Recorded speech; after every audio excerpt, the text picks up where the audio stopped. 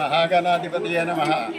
మన చిన్నతెల్లకొప్ప గ్రామంలో మేము చేసినటువంటి శ్రీ సిద్ధి వినాయక స్వామి వారి ఆలయం వద్ద ప్రతి బుధవారము అన్నసంతర్పణ కార్యక్రమం జరుగుతున్నది.